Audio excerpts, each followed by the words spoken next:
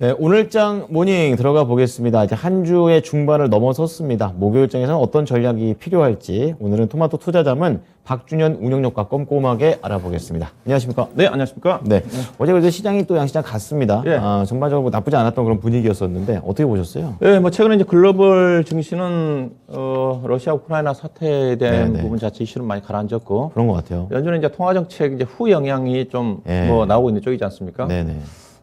일단 FOMC 잘 넘어갔지만은 그 이후에 계속적으로 연준 위원들의 매파적인 발언들이 계속 나오고 있어요. 이제 5월 또 올린다, 막 더 세게 올린다 이 얘기 나오고 그러더라고요. 네, 그렇죠. 오늘도 네. 이제 시장에 빠진 것들이 이제 그런 영향을 받았던 것 맞아요. 같은데 네. 어제 이제 국내 시장에 반영된 것 자체는 그런 파월 의장이라든가 일부 비극파적인 그동안 의견을 제시했던 일부 연준들까지 매파적으로 바뀌는 그렇죠. 그런 네. 과정 속에서도 미 증시가 나스닥 시장이 상승을 했지 않습니까? 그랬죠. 나스닥 시장이 어떻게 보면 이제 저점에서 12,580에서 14,100까지 왔으니까 많이 올라왔어요. 그렇군요. 거의 9.6% 정도까지 올라왔는데 네. 이제 어제 상승이 반영됐던 그런 어떤 연준 위원들 매파적인 발언에도 불구하고 이제 실적 시즌에 미국의 대형 기술주들이 실적이 나쁘지 않을 거다. 이제 그런 영향을 받으면서 미 증시가 상승했지 않습니까? 시선이 달라진 거죠. 예. 그런 흐름이 이제 그 영향을 받아서 국내 증시도 어제 이제 훈풍이 좀 이어지면서 국내 증시도 상당히 그렇습니다. 흐름이 좀 예. 괜찮았어요. 국내 증시 같은 경우는 특별한 요인보다는 아직까지 그래도 주가 많이 빠졌기 때문에 낙폭과대에 따른 그런 메리트도 있는 거고 네. 그다음에 투자 심리가 개선되다 보니까 매도 물량이 안 나와요. 그러다 보니까 네네. 거래량 없이도 주가가 올라가는 그런 흐름이 어제 국내 증시에 나타났다고 봐야 될 것 같은데 네. 어제 전체적인 국내 증시의 전반적인 장중의 흐름을 본다 한다면 장 초반에는 기관 투자가들 중심의 매수했습니다. 예. 현물하고 선물 중심으로 외국인 안 매수가- 사더라고요. 그렇죠. 매수하다가 오히려 외국인하고 외국인 투자가들은 현물과 선물에서 매도가 나왔거든요. 네네.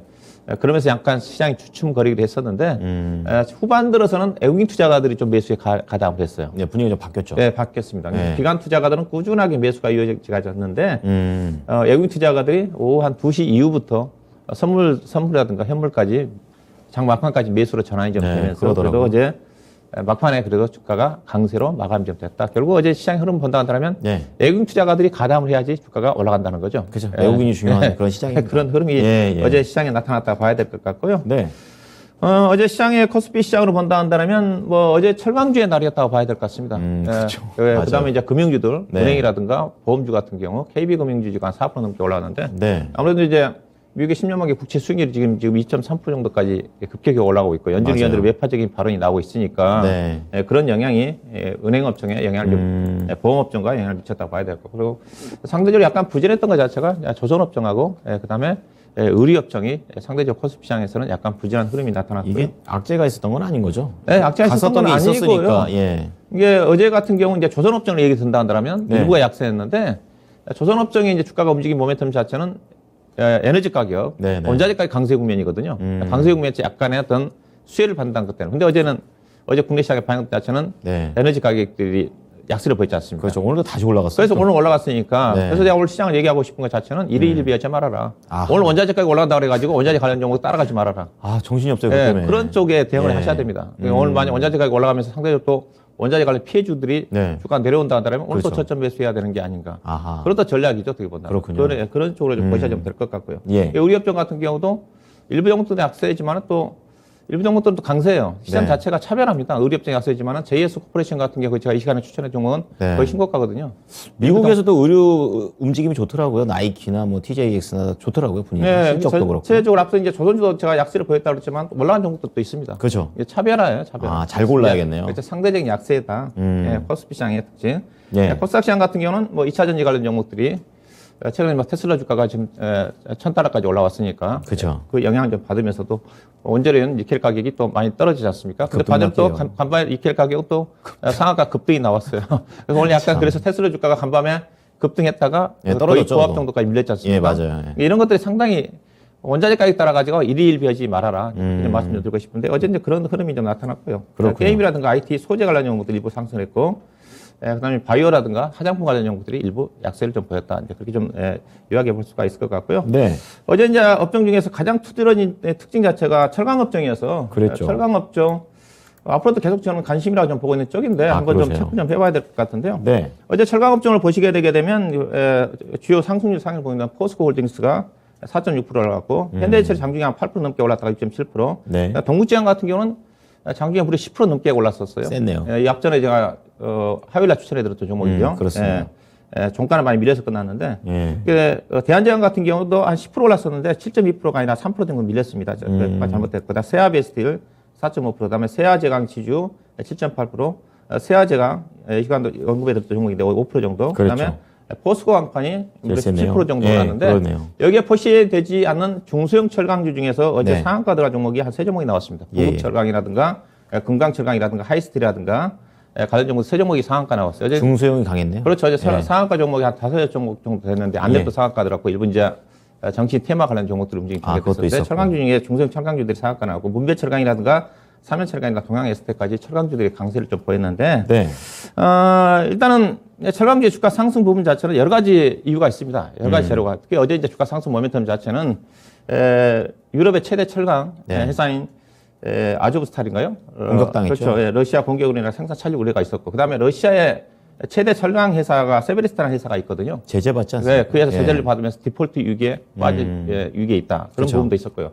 그다음에 세계 최근에 이제 중앙 생산국이 중국이지 않습니까? 그렇죠. 중국에서 최근에 이제 코로나 19로 인해 가지고 당산시가 세계 최대 중국 내에서 철강 단지인데, 거긴 나오면 그냥 봉쇄잖아요. 네, 그게 임시 봉쇄로 인해 가지고 예. 아무래도 그렇게 된다면 국내 철강 업체들이 반사 이익을 거둘 수밖에 없죠. 네, 그다음에 그 전에도 이미 이 반사 이익 전에도 앞서 얘기했다시피 여러 가지 철강 제품 가격이 강세라고 있지 않습니까? 그렇습니다. 예, 거의 주요 철강 회사들, 미국뿐만 아니라 유럽 철강 회사들이 4월 달에 가격 인상을 예고해 놓은 상태고, 국내 같은 경우도 제가 앞전에 제가 화요일날 언급해드릴 때 국내 대표적으로 여론 코일 자체 같은 철강 제품의 기본 기준선인데, 네. 여론 코일이 작년 최대 철강 가격이 6월 달에 고점을 기록했을 때 가격을 돌파를 했거든요. 그랬군요. 그만큼 철강 가격이 강세라는 겁니다. 여러 가지 강세 국면 쪽에서 추가적으로 올라갈 수 있는 철강 가격의 수급에 영향을 미칠 수 있는 요인들이 발생했으니까 당연히 올라갈 수밖에 없죠. 그렇죠. 근데 일부 종목들 어제 밀렸는데, 일단 철강 종목들 그 별류를 좀 보시게 되게 되면, 우리나라 철강 회사들 올해와 작년도 올해 실적을 좀 보시게 되게 되면 여전히 예. 주가가 싸죠. 보시면 그렇죠. 뭐 PER 기준으로 보시게 되면 5% 넘는 게 거의 없어요. 근데 이제 올해가 작년도에 비해서 약간 높은 이유 자체가 아직 네. 실적이 지금 컨센 자체가 거의 없습니다. 아, 1분기요? 아직 나온 게 없어요. 그래서 제가 아, 이게 그렇군요. 최근에 철강 가격으로 봐서는 제가 보기에는 작년 이상의 실적이 나올 가능성이 큽니다. 아, 그렇게 봐야 근데 되는군요. 대부분 지금 아직 네. 그동안 컨센 자체 1월 달까지 2월 달 이후에 나온 게 없으니까 지금 나온 것 자체는 그 1월 달, 2월 달 이전에 나온 것들이니까 예, 최근에 예측을 철강 하는 가격이 겁니다. 예. 3월 달에 급등하고 있기 때문에 그렇죠. 예. 충분히 제가 보기에는 작년 그래서 철강 가격 자체가 작년도 피크아웃 때문에 주가가 힘을 못 썼는데 올해 현재 철강 가격 추이를 본다 한다면 작년 이상의 실적도 나올 가능성이 크다. 아, 그렇게 봐야 그런 관점에서 되는군요. 참고를 해볼 필요가 있을 것 같은데 예. 대표적으로 작년도 이맘때 철강 중에서 가장 상승률이 강하게 움직였던 주가가 네. 앞서 이제 포스코 강판이 가장 많이 떴지 않습니까? 그렇습니다. 주요 종목 중에서 주요 기업들 중에서 네.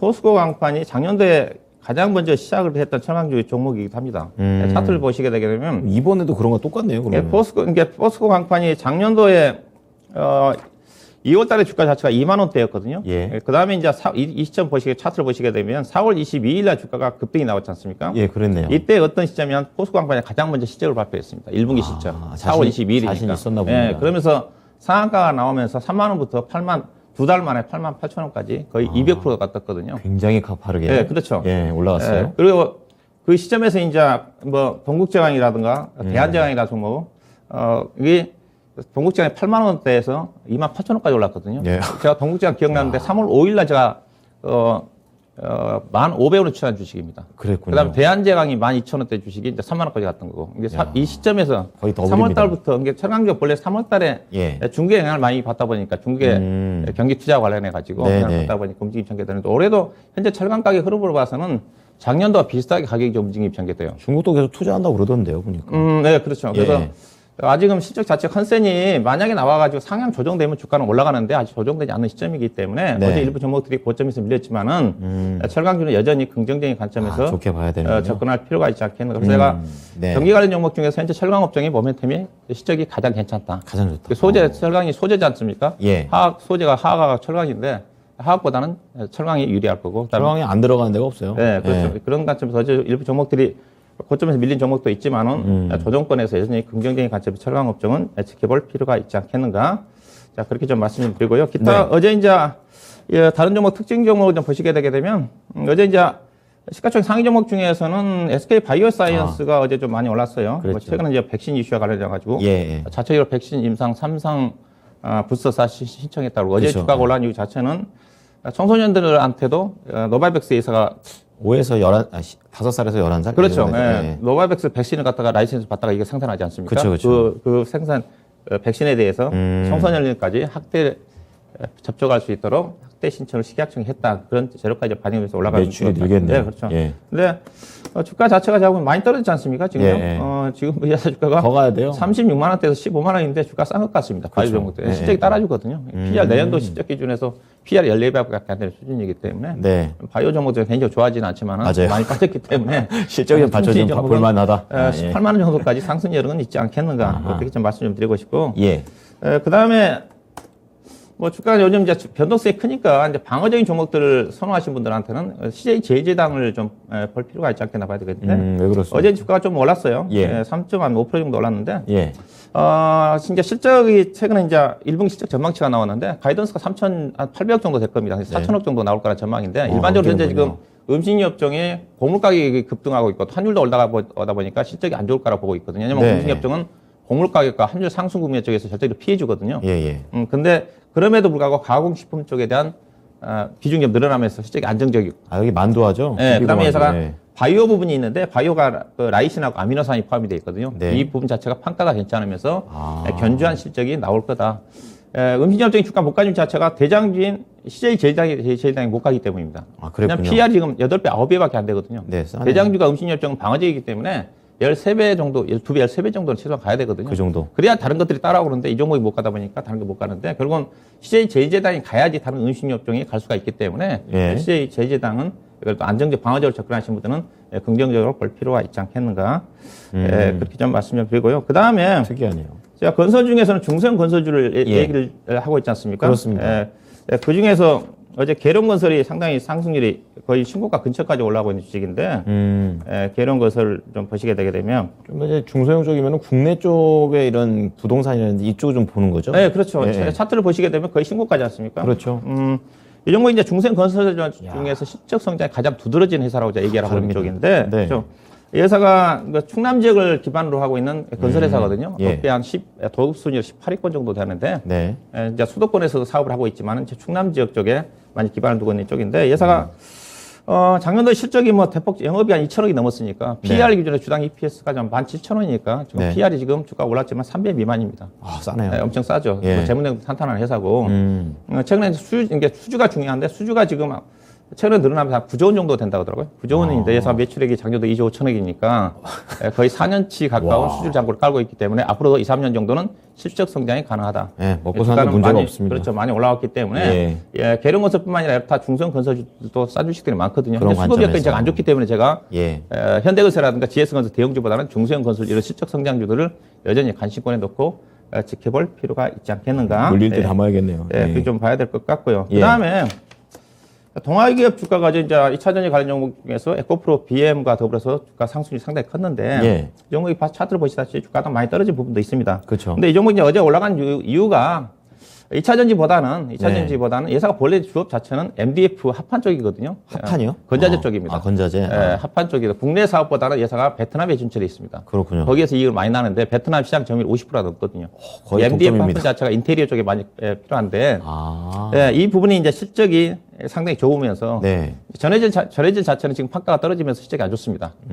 다른 쪽으로 좋은 그렇죠. 거군요. 근데 지금 이 회사가 2차전지지만은 매출액 전해질을 차지하는 자체가 아직은 거의 10% 약간 상회하는 쪽이에요. 아직은 극히 미약하고 네. 이 회사 실적 자체는 건자재와 관련된 MDF와 관련된 부분이다. 그래서 국내 쪽에도 신정부의 재건축 규제 완화 더불어서 건자재 업종들이 관심을 끌고 있는 쪽인데 그렇죠. 뭐 그런 어떤 관점에서 2차전지 전해질 부분 자체는 중장기적 성장성이고 단기적으로는 합판과 관련된 MDF 부분 자체가 실적 성장을 견인하지 않겠는가. 그런 부분이라고 보시면 될 것 같습니다. 그럼 건자재는 어쨌든 국내 쪽으로 좀 더 포인트 맞춘 종목이 낫죠? 네, 그렇죠. 동아기업 앞서 있기 베트남 건설입니다. 그렇죠. 베트남.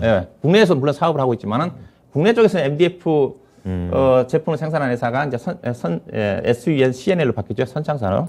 예. 그다음에 이제 이건 산업 자체는 예. 제가 얘기하고 있는 자체는 이제 합판 쪽이고 MDF 네. 쪽은 아닙니다. 근데 동아기업 자체는 이제 베트남 자체가 워낙 고성장을 하고 있는 쪽이니까 그거에 대한 그쪽에 수혜를 받고 개별적으로 있는 게 받고 아닌가 있다. 봐야 될 것 같고요. 예. 네. 그리고 어제 이제 시장의 특징은 이제 테마성 종목으로 여전히 비료 관련 종목들, 농약 네. 관련 종목들, 그다음에 어제 정치인 간의 테마 종목도 신정부 충분과 관련된 윤석열 간의 테마 종목도 있었고 안철수 안내비 어제 상한가 들어갔어요. 안내비 상한가 들어갔는데 국무총리 설 얘기가 나오면서 하여튼 뭐 정치 테마 종목들이 신정부 출범하면 끝나지 않겠나 했었는데 상당히 강하게 움직임이 전개되고 있습니다. 이 부분 자체 결국은 시장의 주도주가 없다 보니까 그런 어떤 움직임이 시장에서 나타나고 있는 거 아닌가. 관련 이런 종목들은 실적이 따라지지 않는 종목들은 당장의 관점에서 접근할 필요가 있지 않겠는가 뭐 그런 의견을 제시해 드리고 싶고요. 그래서 어제 시장의 특징 자체는 전반적으로 철강주의 두드러진 상승과 그다음에 그 대선 관련 정책 테마라든가 관련된 이슈 및 그다음에 중성 종목들 중심의 차별화 장세가 전개가 좀 됐다 그렇게 얘기해 볼 수가 있을 것 같습니다. 네. 자, 어쨌든 테마주도 있고 그리고 거기에서 시장의 주도주가 지금 점점 이제 좁혀져 가고 있는 그런 상황에서 업종 내에서도 종목을 잘 골라야 수익으로도 잘 연결할 수 있는 그런 상황이 계속 이어지고 있습니다. 그렇다면 오늘 장으로도 전략을 짜보도록 할게요. 어떻게 해야 될까요? 네, 이제 간밤에 미 증시가 좀 나스닥 시장이 비교적 조금 많이 떨어졌어요. 그렇죠. 한 1% 조금씩 다 넘었더라고요. 네, 근데 앞서 자연스러운 조정입니다. 어떻게 보면 제가 보기에는 엊그제 조정이 나왔어야 되는 건데 올라왔어요. 앞서 얘기했듯이 나스닥 시장이 저점에서 거의 10% 정도 올라왔으니까. 쉴 때도 됐죠. 그래서 1% 정도 빠지는 것 자체는 자연스러운 조정입니다. 자연스러운 그걸 충분히 우리 투자가들도 예상을 하고 있을 것 같아요. 그래서 주가 조정 자체는 신경 안 써도 될 것 같고 여전히 매파적인 발언들에 계속적으로 나오고 있음에 불구하고 이 정도 선전하고 있다는 것 자체는 최근에 보니까 어제 보니까 0.75% 정도 금리 인상까지 나오고 있는 것 같더라고요. 그러니까 75bp죠. 75p죠. 그렇죠. 50bp가 크다고 생각했는데요. 그럼에도 불구하고 1% 정도 빠졌으면 나쁘지 않는 거고요. 투자 심리가 그만큼 좀 견고하다 이렇게 볼 수도 있는 거 아닙니까? 네, 그렇죠. 현재 S&P 500의 공포지수도 대체로 안정을 좀 찾고 있는 쪽이고 부채금리가 지금 2.4 정도까지 올라가고 있는 쪽인데 너무 개의치 말아야겠네요. 다만 제가 얘기하고 있지만 원자재 가격이 기본적으로 안정을 찾아야지 시장이 어느 정도 안도래리가 가능하거든요. 그게 키군요. 어제도 이제 원자재 가격이 WTI 유가를 중심으로 올라가고 있기 때문에 그렇죠. 이런 어떤 부분들이 안정을 찾을 때까지는 주가가 빠르게 가지 않는다. 다만 시장 자체는 개인적으로 완만하게 반등을 좀 한다. 그래서 2,760포인트 정도까지는 낙폭과대 수준의 반등이다. 이 수준까지는 지수도 완만하게 올라갈 거고 그다음에 낙폭과대 종목들 중심으로 전반적인 상승이다. 그 이후부터는 이제 차별화를 얘기하고 있는 쪽인데 거기를 좀 봐야 될 것 같고요. 그래서 어제 같은 경우도 얘기했다시피 지금 외국인 수급이 들어오기 아주 쉽지 않다고 얘기하고 있지 않습니까? 그렇죠. 어제도 외국인 수급이 많이 들어와야 되는 겁니다. 왜냐하면 어제도 환율이 많이 떨어졌잖아요. 그게 한 1,100원까지 떨어져야지 들어오는 건가요, 그러면? 1,200이라는 게 조금 이게 그 1,240원대에서 1,200원 10원까지 떨어지기는 많이 떨어지는데요. 그렇죠. 이 정도 떨어지면 외국인 투자가들의 주식을 많이 팔아놨기 때문에 한 2, 3천억 정도는 사줘야 되는 거거든요. 근데 주식을 안 사거든요. 이게 그 말씀해 주셨던 그 저성장 국면에 들어갔다 이렇게 보셔서 그런가요? 네, 그렇죠. 우리나라 사채가 선진국형 저성장 국면에 진입을 해 있고 기본적으로 우리나라 포지션 자체가 늘리기 어려운 것 자체는 계속적으로 좀 중국이라든가 쪽에 늘어나면서 계속적으로 항해 줄여야 되는 그런 부분도 있는 거고 뭐 이런 또 부분들이 겹쳤다고 좀 봐야 될 것 같습니다. 그렇군요. 그래도 금리 인상 국면 쪽에서 대체적으로 신흥국가 쪽에서 자금이 빠져나가는 게 일반적인 거니까. 그래서 외국인 투자가 요즘 매매 자체가 작년 하반기와 똑같이 선물 가지고 매매를 하고 있지 않습니까? 그렇죠. 계속 그런 프로그램으로 조절하더라고요, 계속. 네, 그렇죠. 선물은 안 사고 선물 가지고 단기 매매성이라는 거죠. 그렇죠. 선물을 샀다가 또 팔고. 저희 선물 시장 잘 안 보고 선물 많이 보거든요. 그렇죠. 외국인이 뭐 하나. 선물을 사게 되면 우리나라 금융투자 중심의 프로그램 매수가 유입되면서 대형주가 올라가고 선물 팔면 또 금융투자가 매도가 나면서 대형주가 약세고 이게 프로그램 매수가 들어올 때는 대형주가 상대적으로 강세고 뭐 그런 흐름이 반복적으로 전개가 되는데 오늘 그래서 그 최근에 금리 인상 그 매파적인 발언에도 불구하고 달러 인덱스가 그렇게 많이 올라가고는 있지는 않아요. 그래서 오늘 뭐 원달러 환율이 해외 시장 약세에 들어서 약간 상승을 하겠지만 그게 올라갈 것 같지는 않습니다. 오늘 또 외국인 수급은 대체적으로 제가 보기에는 감망하는 흐름이 전개되지 않겠는가.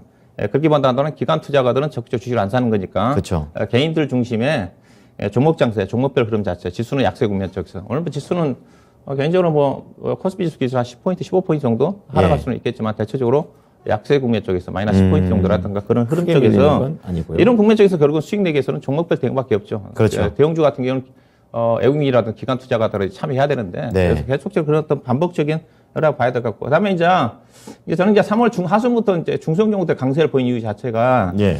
오늘 이제 3월 24일이지 않습니까? 그렇습니다. 예, 오늘 이제 감사 보고서 제출 마감일입니다. 회계 보고서. 왜냐하면 그렇죠. 감사 보고서는 주주총 일주일 전까지는 제출해야 되는데 오늘 네. 3월 31일에 주주총을 예정해 놓는 기업들 같은 경우는 오늘까지 오늘까지. 제출해야 돼요. 그러니까 안 하면은 상장 폐지될 수도 있는 폐지가 거죠. 되죠. 예. 이미 그런 기업들이 옥석이 가려졌어요. 감사 보고서. 지난주부터 계속 시작하고 있었습니다. 그렇죠. 그래서 제가 3월 예. 초에 이른바 실적이 안 좋은 종목들 조심해라 얘기하고 있는데 지금 상장 폐지가 많이 될 거예요. 오늘까지 감사 보고서 제출 안 되면 이제 불안하죠. 그래서 혹시라도 어제까지 감사 보고서 제출되지 않는 부실한 종목들을 가지고 있으면 예?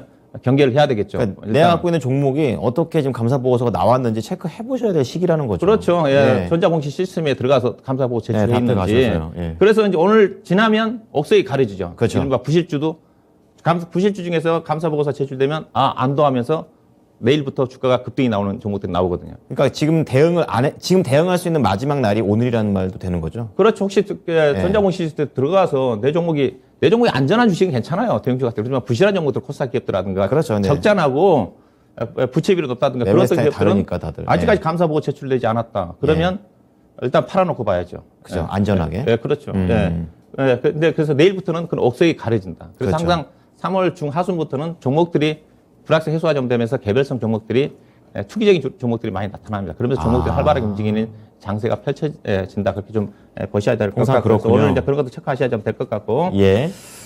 전략은 뭐 그렇습니다. 그래서 실적 성장 중소형 종목이야. 이제 실적 성장이라고 한다면 제가 언급한 종목들을 본다 한다면 네. 그런 유형의 종목이고 IT는 제가 DBIT 가고 계속 얘기하고 LX 있죠. 세미콘 IT 쪽에서는 저도 외우겠어요. 그렇죠. 그다음에 건자재 쪽은 제가 KCC 글라스하고 이건산업 뭐 그런 종목. 그다음에 철강주 쪽에서는 세아제강, 네. 동국제강, 대형주 포스코라든가 그것보다는 대한제강. 그렇죠. 뭐 이런 유형의 종목. 그다음에 의료업종 같은 경우는 영업무역, JS 코퍼레이션. 예. 이런 어떤 유형의 종목들 중심으로 해서 선별해서 좀 접근할 필요가 있지 않겠나 봐야 될까. 그다음에 이슈라든가 시장이 안 됐기 때문에 신정부 정책 수혜 관련 종목들은 단기적으로 접근하신 분들은 접근할 필요가 있지 않겠다. 그래서 관심업종은 IT 쪽이요. IT도 앞서 얘기했다시피 네. 뭐 삼성전자나 SK 하이닉스가 아니라 예. 이쪽에 뭐 LG노텍이 어제 종종 받았는데 이들 유형에 있는 종목들, 그다음에 철강업종 여전히 관심이고요. 그다음에 건설 관련 종목 쪽은 앞서 중소형 건설주 중심으로 해서 중소형. 그다음에 건자재 네. 관련 종목들. 그다음에 2차 전지가 이제 오늘 뭐 니켈 가격이 또 급등해서 맞아요. 약간 영향을 받을 수가 있지만 이런 거 일일이 말하는 겁니다. 주가 큰 빠질 때 그림으로 팔지 보자. 말고 네, 큰 물론 따라 그림으로. 살 건 없어요. 근데 반면 조정이 나온다 한다면 실적이 따라주는 종목들은 매수 관점이 접근해야 되는 거고요. 알겠습니다. 그다음에 패키지 기판 제가 계속 얘기하고 있죠. 뭐 관련된 종목들. 심택 생각나요. 그다음에 이제 모빌리티 이들 종목 쪽에 선별해서 관심을 가져볼 필요가 있다고 봐야 될 것 같습니다. 네, 계속해서 같이 강조를 계속 해주시고 계시는데, 그런데 종목은 항상 좀 달라지고 있는 그런 상황입니다. 그럼 오늘 장에서 또 어떤 종목을 골라 수익이 날지 알아보겠습니다. 종목은요? 네, 그래서 실적 성장 중소형 종목 중에서 네, 여름시장 자체가 뭐 차별하니까 업황이 안 좋더라도 가는 종목들은 갑니다. 앞서 그렇더라고요. 의료업종도 또 좋은 종목들 간다고 그랬으니까. 네. 요즘 화학업종이 안 좋은데 화학업종 중에서 괜찮은 종목 중에서 송원산업을 좀 보도록 하겠습니다. 네, 송원산업 어떤 매력이 있습니까? 이게 화학업종이 지금 실적 피크아웃 이슈 때문에 못 가지 않습니까? 실적 그렇죠. 피크아웃 이슈고요. 근데 네. 실적 피크아웃 이슈가 뭐냐면 이제 벌만큼 벌었다? 이거 아닙니까? 공급난 때문이 있거든요. 공급. 공급이 많아서 수요가 부족한 부분보다는 공급이 많아서 증설 때문에. 시장에 물건이 많이 풀려있다 네. 이거죠. 근데 이제 송원산업 같은 경우는 공급 물량의 자유로운 오히려 공급이 캐파가 늘어나면 더 좋아지는 회사가 송원산업입니다. 수요가 그만큼 있다는 얘기입니다. 왜냐하면 예산은 예. 주요 제품 자체가 산화 방지제인데 폴리에틸렌이라든가 폴리플레핀이라든가 ABS라 이쪽에 들어가거든요. 이게 그렇군요. 물량이 증가가 되면 될수록 예산 실적은 증가되는 거예요. 그러다 보니까 판가가 계속 올라갑니다. 산화 방지 판가가 작년 4월부터 인상이 좀 되면서 네. 예사가 그래서 작년 4분기 실적 때 최대 실적이 났고 올해 1분기 실적도 작년 4분기 때 분기 300억이 정도 영업이 나는데 올해 실적 좋네요. 360억 정도 나올 거라는 전망인데요. 예. 그다음에 이제 중요한 것 자체가 예사 화학업종에서 벗어나서 예사가 반도체형 포토 레지스트 생산을 올해 1월 달부터 시작합니다. 아, 신사업입니까? 이게 2차 전지 소재 산업으로 갈 수가 있다는 거죠. 아, 변화도 우리가, 있군요.